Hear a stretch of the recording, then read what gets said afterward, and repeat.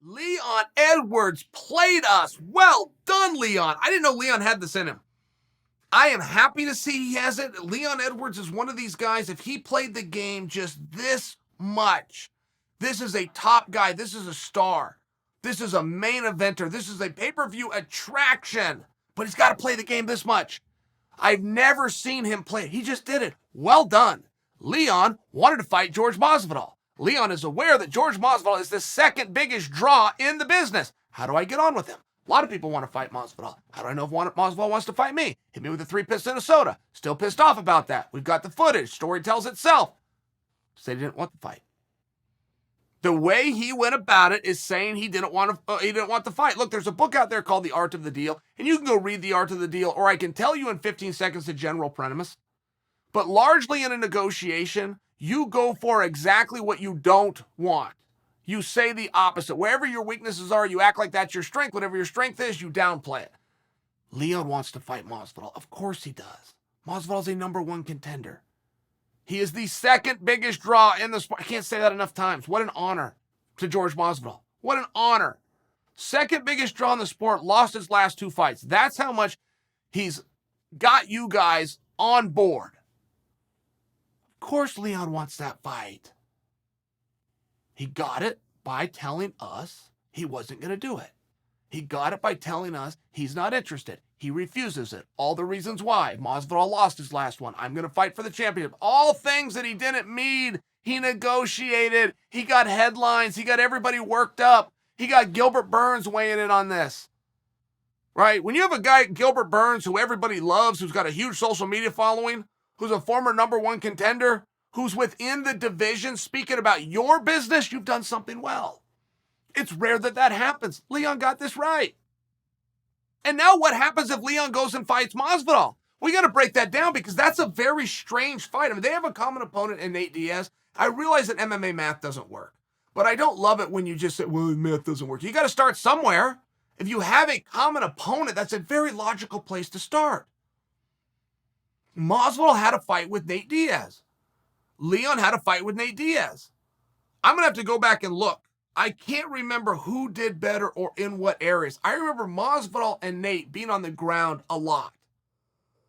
But it started standing up. And while Leon and Nate was on the entire time, that's a great commonality. Let's go give that fight a look. Because while they both had success, I don't know that one had more success or in a more dominant area. Jorge Masvidal plays a dangerous game, but Leon does too. Jorge Masvidal will be in front of you if you want to hit him in the face and if you got really good power. It's what happened to him in his last fight, but it's what happened to Leon too. When you play that game of I touch you and you don't touch me, and you play that for 25 minutes, you're getting touched at some point. How are you going to deal with it? You guys remember the end of the fight with Leon and Nate. That's what I'm referring to. Or the way the fight ended between Masvidal and Usman. It only takes one good shot. And Masvidal, as great as he is, he will give you a chance to beat him. He has a very risky style. The same can be said for Leon. Is Leon going to try to trade with Masvidal? Most guys are scared to death to. It's one of the reasons that was such a beautiful win for Kamaru Usman. It's a beautiful win because it happened on the feet where most of us thought Usman wouldn't even want to be. Not only did he stay there, he had success. Can we take anything from that? Well, I think so. I think we can take that Masvidal is going to fight a little bit safer the next time. A little bit more chin down, a little bit more hands up, a little more in and out, side to a little faster. He's going to respect defense, but that doesn't help Leon. That helps Masvidal. That's a good thing for Masvidal. I have to wonder. I think you can relate, but I have to wonder. How hungry is Masvidal right now? Masvidal's manager, Malky, came out with a statement. If it's accurate, is a fantastic spot for Masvidal in terms of mindset, right? How hard do you want to work? And Jorge Masvidal's worked his entire life, but now he's there. He's the man. He's the BMF champion. Which, by the way, Leon should make him put up, or at least try to. He's a champion. The highest paid guys out there. Is he still in the gym? Is he still as hungry now? He's got the tequila business going. Does that matter? I don't know the answers to this. I know most guys, particularly later in their career, which is where George is, start to slow down. They lie to themselves. Oh, I'm training smarter, not harder, right? Anybody says that, and you bet on them, tear the ticket up because you're not going to the window. That is the statement of a guy who's about to fail. I'm training smarter, not harder. Go through history and look at the guys that have ever said that quote. It was over. I don't know any of these things about Masvidal. I'm asking the question, is he still hungry? Because what Malky said, and it gave me a lot of encouragement as a Masvidal fan. It gave me a lot of encouragement. Malky said, we will fight anybody if it puts us on track to return to the championship match. Because if that dirty, hungry kid from the streets named Jorge Masvidal is still in there somewhere, this is going to be a very interesting contest. George has already been to where Leon's trying to get. And don't read the rankings. Rankings don't mean a goddamn thing. Jorge Masvidal's in front of Leon. He's in front of him in recognition. He's in front of him in placement. He's in front of him in pay. He's in front of him in opportunity.